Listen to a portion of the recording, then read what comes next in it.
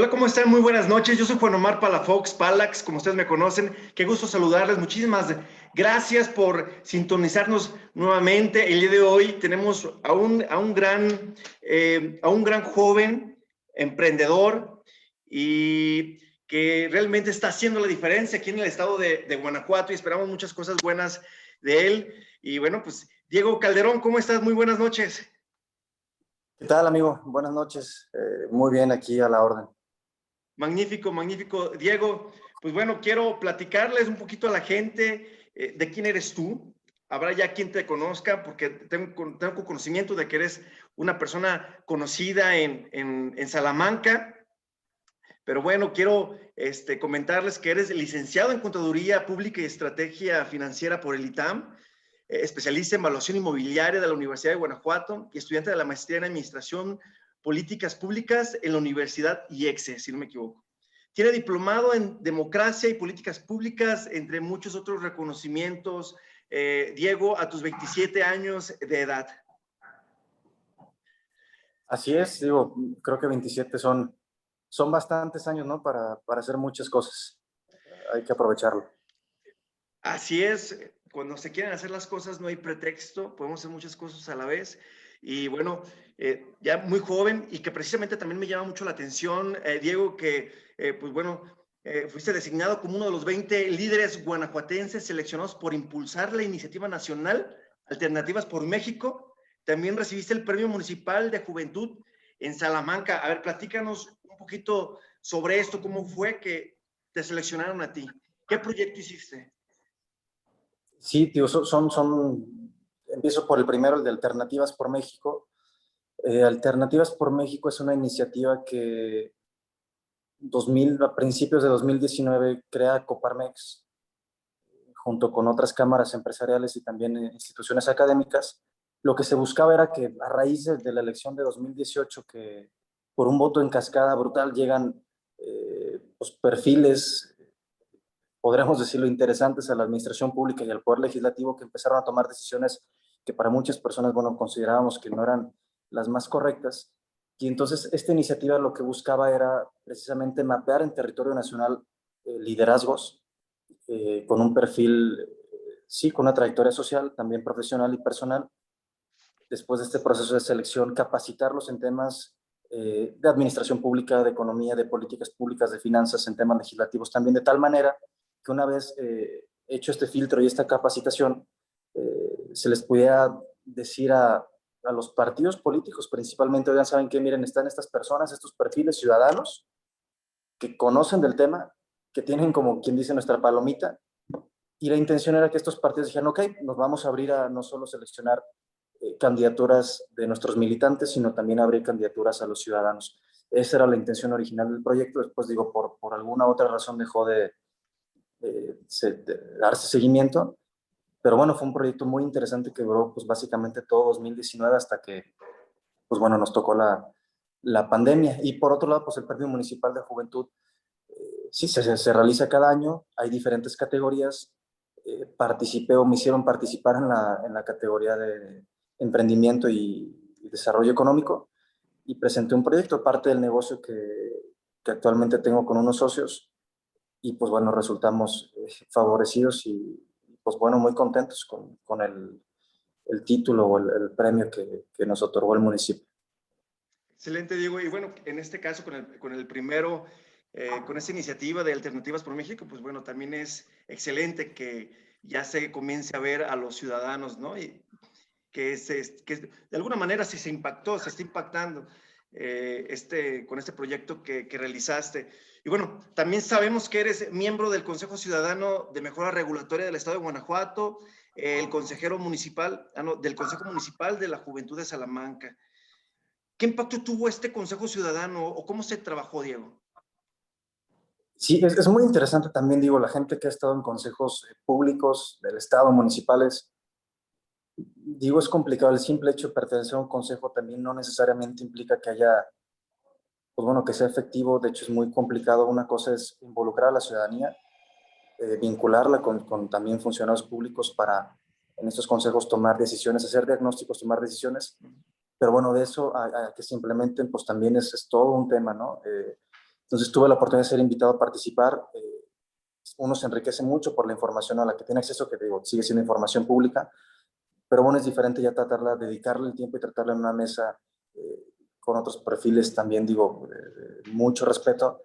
Entonces, digo, de entrada la experiencia es interesante poder acceder a esos espacios con esas personas, con esa información y resultados, pues bueno, hubo muchos buenos intentos, pero desgraciadamente también las circunstancias van cambiando y a veces no se pueden implementar. En el Consejo de Mejora Regulatoria, por ejemplo, yo ya no estoy, fui invitado a participar y se estaba trabajando es una propuesta, una herramienta digital que se llama Protesta Ciudadana. A través de esta herramienta, los ciudadanos, cuando un funcionario público incumple en sus funciones o un ciudadano también siente que estos no cumplieron en su trabajo, pues bueno, actualmente era muy complicado hacer una denuncia, ¿no? Está la burocracia tradicional de papel que no necesariamente es tan efectiva y entonces a través de esta herramienta digital se hacía un reporte, se canalizaba a las dependencias correspondientes y bueno, se le da un seguimiento mucho más puntual y más transparente. Esa era la parte más interesante, digo, después por otras razones externas no se pudo continuar con el proyecto, pero bueno, fue una iniciativa muy interesante que de hecho esta herramienta viene dentro de la ley de mejora regulatoria del Estado, ¿no? Entonces es una obligación que tienen que tener los municipios, sin embargo, digo, no todos lo están implementando. Entonces era un avance para poder cumplir con esta reglamentación. Y en el de juventud, pues un proyecto interesante que teníamos con el entonces director de juventud, pues era crear el Instituto de Juventud. Municipios como León tienen este instituto, varios municipios, a diferencia de una dirección o una jefatura, ¿cuál es la diferencia? Pues que un instituto tiene autonomía técnica y presupuestal, ¿no? Entonces tienes más flexibilidad y más libertad para implementar ciertas políticas públicas. Queríamos hacer lo mismo aquí en Salamanca, pero bueno, también los tiempos se complicaron, la pandemia complicó todo y quedó la iniciativa, pero bueno, son avances, digo, la administración pública de eso se trata de ir dando pequeños pasos certeros, continuos y hacia adelante. Y es lo que estamos haciendo. Sí, es una lástima. Ese proyecto se ve que está buenísimo y bueno, en algún momento se tiene que retomar porque la idea es muy buena y realmente es lo que se está requiriendo en este momento para que realmente tengamos cambios importantes. Diego, bueno, sabemos que en este momento, sí, perdón, tuve un problema aquí con el internet, pero bueno, te comento, Diego. Bueno, sabemos que eres candidato para presidente municipal de Salamanca, uno de los candidatos más, si no, pienso que es el más joven en este momento. Platícanos un poquito con respecto a Salamanca. ¿Qué ves en Salamanca? ¿Cómo lo percibes en este momento? Digo, por cuestiones también de la ley electoral, digo, no puedo dar también un diagnóstico o unas soluciones, pero lo que sí te puedo decir de Salamanca es que, digo, que es un municipio estratégico, de verdad es privilegiada la situación que tiene geográficamente, eso es una característica interesantísima de Salamanca que se ha desaprovechado mucho y que es un municipio con mucho potencial. La verdad es que, digo, por lo pronto esto es lo que te puedo decir, pero es un municipio que tiene demasiado para dar, en tanto económico como humano. Entonces, pues bueno, deberíamos todos hacer lo que nos toca para aprovechar al máximo estas oportunidades. Así es. Y algo muy importante, bueno, obviamente en este tema es la participación ciudadana. ¿Por qué es tan importante la misma, Diego?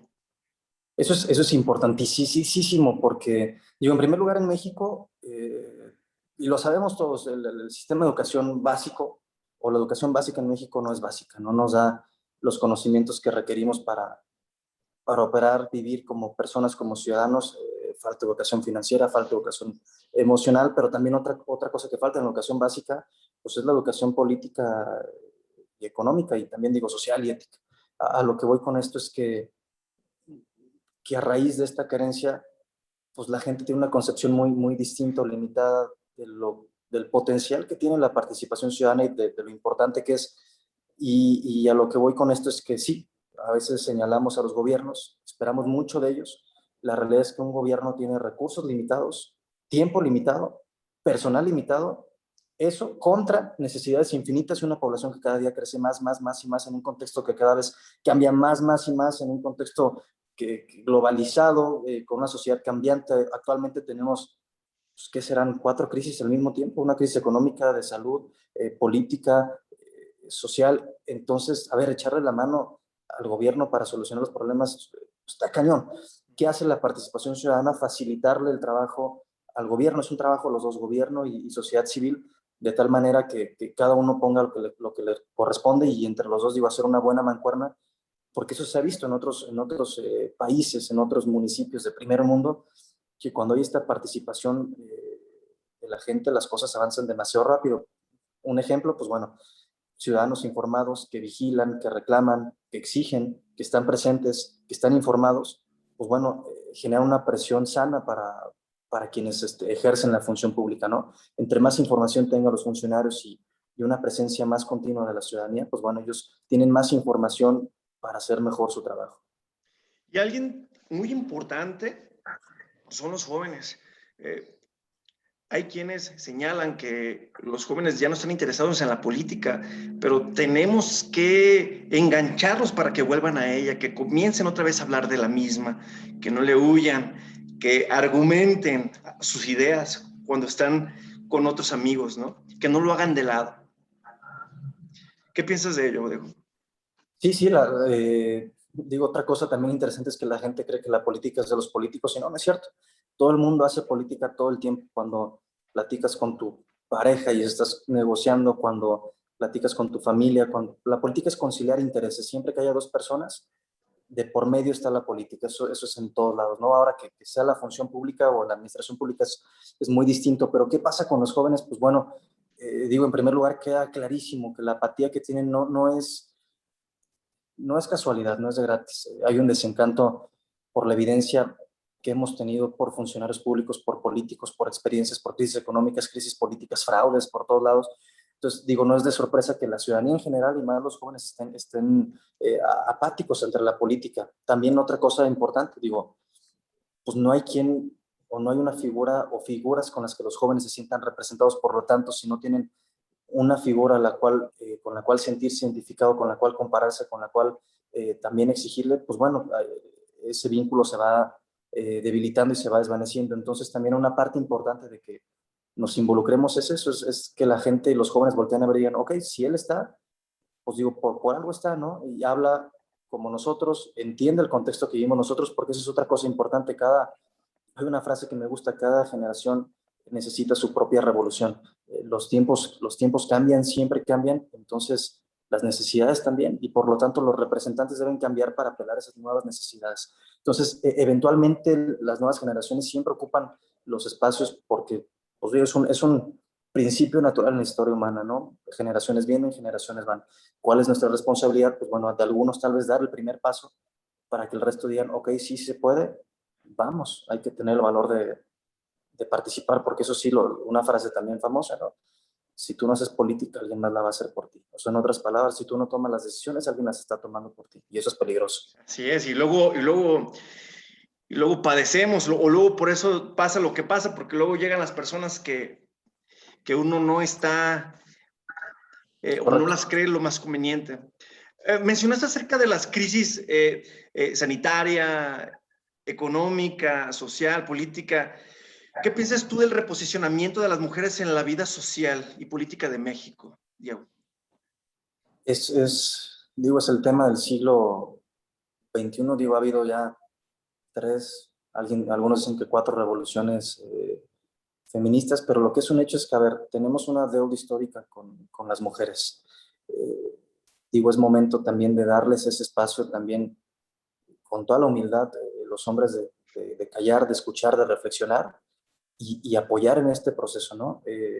Muchos hombres que han llegado a tener espacios, privilegios, cargos, pues tal vez algunos han sido por capacidad, pero es una capacidad que se puede explotar porque partes de un piso muy alto, que la misma cultura y sociedad pues te permitió como hombre, ¿no? Entonces, ahorita, ¿qué nos toca? Bueno, pues compensar esa deuda histórica. Entonces, digo, a ver, es importantísimo. Yo lo que sí creo es que les toca a las mujeres levantar la voz, digo, siempre lo han hecho, pero que vean también que en estos espacios, que pues todos los espacios pueden estar, ¿no? Las mujeres, ahorita las leyes en favor de la equidad de género, que algunos critican porque estas de 50-50, ¿no? 50% de mujeres, en candidaturas, 50% de mujeres en cargos públicos. Muchos las critican porque dicen, oye, pero pues si había más hombres pues más capaces, ¿no? O si había más mujeres más capaces, pues le quitaste la oportunidad a algunos de estar. Pues sí, pero yo veo estas políticas públicas intermedias, ¿no? ¿A qué me refiero con esto? Y lo que decíamos también con los jóvenes, esto que obliga a que las mismas mujeres vean a mujeres en espacios públicos. O sea, cuando uno puede visibilizar a alguien, entonces lo ve real. Si obligamos por esta misma ley a decir, sabes que van mujeres, tienen que ver mujeres, acostúmbrense, sociedad, hombres y mujeres, a ver mujeres en la política, mujeres en las empresas, mujeres en esto, se normaliza y entonces las generaciones que vienen dicen, órale, pues sí, sí es cierto, es normal, sí se puede y entonces es un círculo virtuoso a lo contrario que lo que era antes. No veían mujeres en la política, decían, pues la política no es de mujeres. No veían mujeres empresarias, decían, pues no son mujeres empresarias. ¿Qué pasa cuando ocupan los espacios las generaciones pequeñas que vienen y dicen, oye, pues sí, sí es cierto, sí se puede y aquí vamos? Sí, así es. Y de hecho estábamos comentando hace 2 programas con un politólogo. Hay quien piensa que, bueno, no tienen la experiencia suficiente para ocupar todos esos cargos, pero no se les daba la oportunidad de adquirir esa experiencia. ¿Cómo la van a tener? Por eso tenemos que empezar hoy a generar esos cambios tan importantes. Y bueno, ya se está Exactamente. haciendo. Y bueno, ¿tú cómo pensarías que sería un perfil? Llámese hombre, llámese mujer. ¿Cuál sería para ti el perfil ideal para ocupar un cargo público? Ok, digo, en primer lugar, vocación de servicio. Como sabes, hay cosas que uno no puede estudiar, que no puede trabajar, hay cosas con las que se nace. Creo que esa vocación de servicio tiene que estar. Hay quienes lo forzan, hay quienes lo fingen, hay quienes lo tienen, pero bueno, entender que, y digo, y por vocación de servicio me refiero a que, digo, tenemos que entender que el simple hecho de compartir la misma tierra tenemos muchos problemas en común.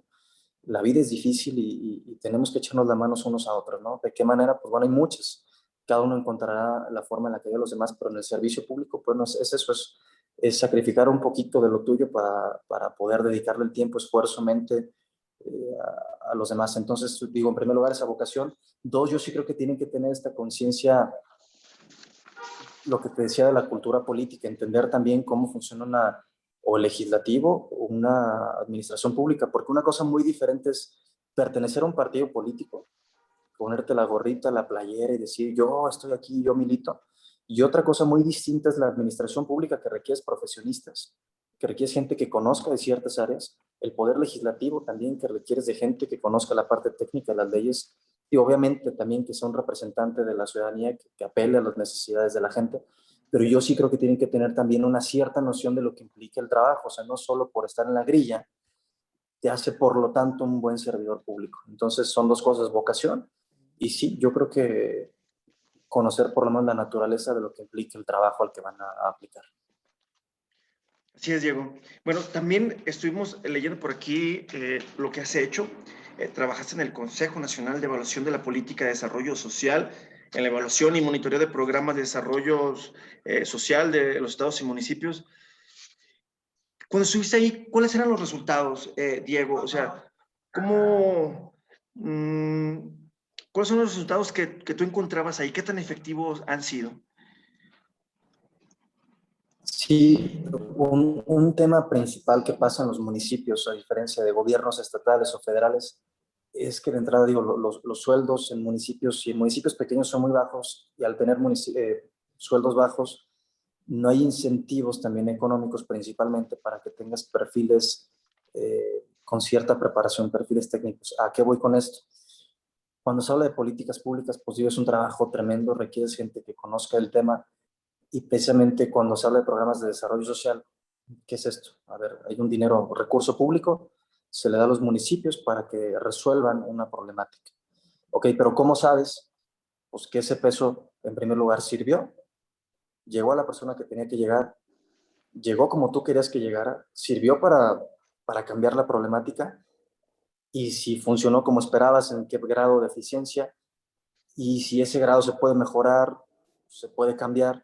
Entonces, todos esos indicadores pues, son los que se crean a través de estas famosas reglas de operación, políticas públicas, programas presupuestarios, Y eso es lo que se analiza, si los municipios y sus programas cuentan con todas estas metodologías, de tal manera que uno cuando revisa, pues puede ir midiendo qué pasó y dónde estuvo el error, dónde estuvo el área de oportunidad.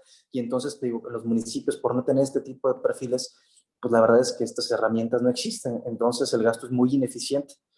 Uno no puede darle la certeza, no tiene evidencia para exigir o para rendir cuentas y decir, sabes que esto se gastó mal, esto se gastó bien, esto sí funcionó, si funcionó ahí te da más para que gastes más y mejor, o no funcionó, te recorto.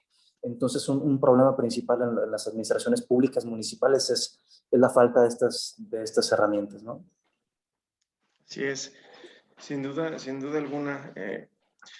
Precisamente es lo que, si no hay como ese seguimiento, pues bueno, no se va a poder mejorar. Diego, también Diego, tú también también eres más bien socio. Eres socio de una constructora del Bajío dedicada a la ejecución de obra pública y privada. Sabemos que ha sido sumamente golpeada este sector, pues bueno, con la crisis, ¿no? ¿Cómo visualizas tú que sea la recuperación con respecto a este tema? Híjole, ahí sí lo veo fuera de mi alcance prever para cuándo salimos de esta. Lo que sí es cierto es que son tiempos difíciles para todos, sector público, sector privado. No ha habido obra pública, es difícil. También estos cambios de administraciones a nivel federal han alterado la naturaleza de cómo se venían operando los recursos que vienen principalmente del ramo, bueno, de los distintos ramos, ¿no? Ramo 33, donde se baja la obra pública también para ciertas actividades, pues ha bajado menos, para los municipios no les ha llegado, en ciertos municipios, pues digo, no ha habido obra, el sector privado pues ni se diga. Entonces, bueno, la recuperación siempre tiene que llegar, eventualmente llega. Esperemos pues, que este año empiece, ¿no? Yo conozco gente que le ha ido pues, la fregada, la mayoría, algunos otros que ahí van, ¿no? Pero pues esperemos Pero que nadie no se tarde. salva, Diego. No, nadie. Nadie se salva en esta situación.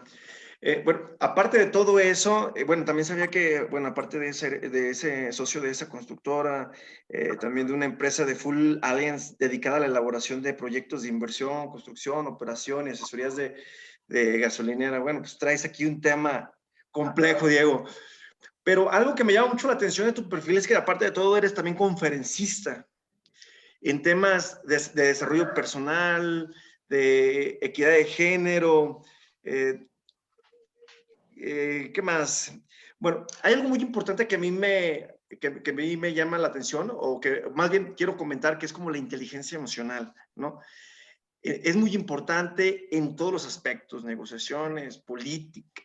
Entonces, en este tema de desarrollo personal, tú tratas estos temas porque también no es muy común que a uno le transmitan esa información, ese conocimiento. ¿Tú cómo lo abordas?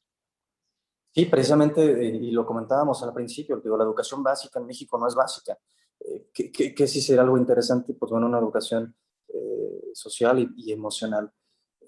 Es algo que urge, lo hemos visto, como dices, sí en los negocios, también en tu vida personal. Yo lo veo, por ejemplo, en estos momentos con la política, cuando no tienes bien trabajados hay cosas que nos pasan siempre de chiquitos, de jóvenes, que no las hacemos conscientes y que sin embargo, pues ahí siguen operando en nuestra cabeza y condicionan la forma en la que vemos el mundo, la forma en la que actuamos, la forma en la que reaccionamos. Y decía Carl Jung, era un psicólogo, también discípulo de Freud, y decía más o menos así, no me acuerdo bien de la frase, pero decía, pues hasta que el inconsciente no se haga consciente, el subconsciente va a actuar sobre ti, vas a creer y le vas a llamar destino. O sea, lo que te decía es que mientras no hagas consciente todas estas fuerzas que tienes en tu inconsciente, pues tú dices que así es mi vida, ese es mi destino, así soy, así deben ser las cosas, así pasan.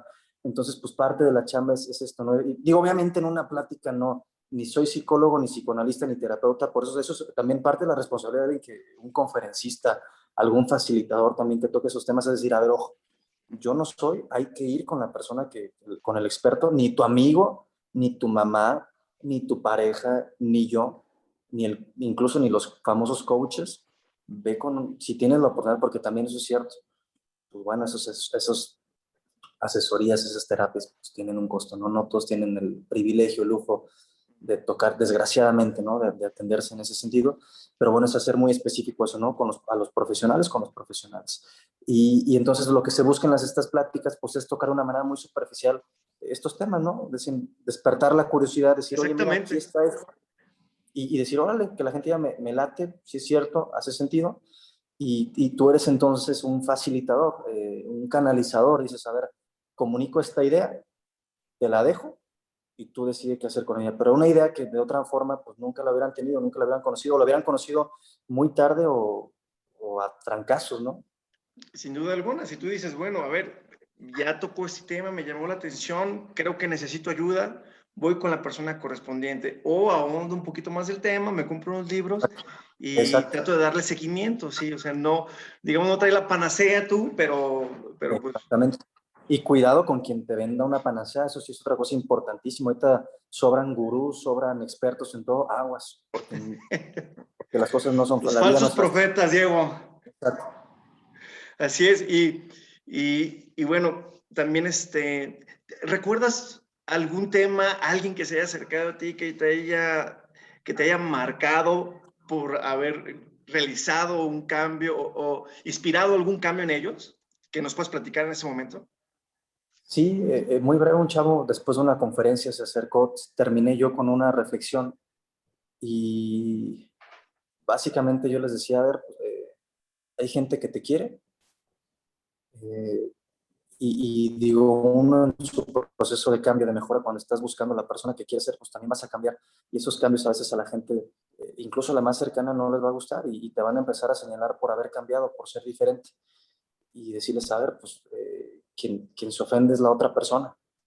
Tal vez porque ven en ti algo que ellos no pueden hacer, pero tú sigue tu camino. O sea, realmente ellos tendrán sus razones, lo que te decía, los complejos que una vez no es consciente, pero que a veces incluso los primeros que te señalan es la gente que está más cerca de ti, la gente que más te quiere, tu gente más cercana, y digo, no está mal, es parte de la vida, pero digo, no, que eso no te detenga, ¿no? Que eso no limite el sueño que tienes, que eso no limite la vocación que tienes, la pasión que estás despertando en ti.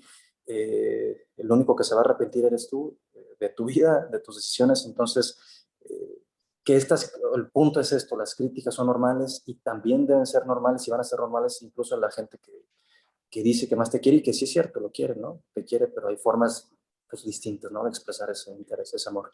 Definitivamente. Y es que a veces, precisamente por el amor, ellos piensan que te están cuidando, ¿sí? Es correcto. Piensan que te están ahorrando una pérdida, alguna situación emocional y piensan que están haciendo las cosas posiblemente por tu bien, ¿sí? Y Pero con base en lo que ellos entienden por la visión que ellos tienen del mundo, que es distinta a la tuya y su vida es distinta a la tuya. así Entonces, es, entender eso cada quien desde su punto de vista. así es, cada quien tuvo y tiene experiencias diferentes y bueno, también es importante permitir a los demás que las vivan. Pues Diego, estamos a punto de concretar, de culminar nuestro programa, pero no me gustaría que nos fuéramos sin antes le pudieras dejar un mensaje a nuestros televidentes del tema que tú decidas. Um, ok, pues yo creo que uno muy puntual. A veces esperamos que las cosas mejoren, esperamos que lleguen las oportunidades, esperamos que las cosas cambien. Lo que es cierto es que, y digo, no es un mensaje nuevo, ¿no? Las cosas no cambian por el simple hecho de esperar. Tenemos que tener el coraje y el valor de nosotros dar ese primer paso. Nadie más lo va a dar por nosotros. Y no es fácil salir de esta zona de confort. Tenemos que acostumbrarnos a vivir en la incomodidad. Es un sentimiento normal, pero es un sentimiento que funciona, es una sensación que por algo existe y es la que te lleva siempre a grandes, grandes logros, ¿no? Es un compás.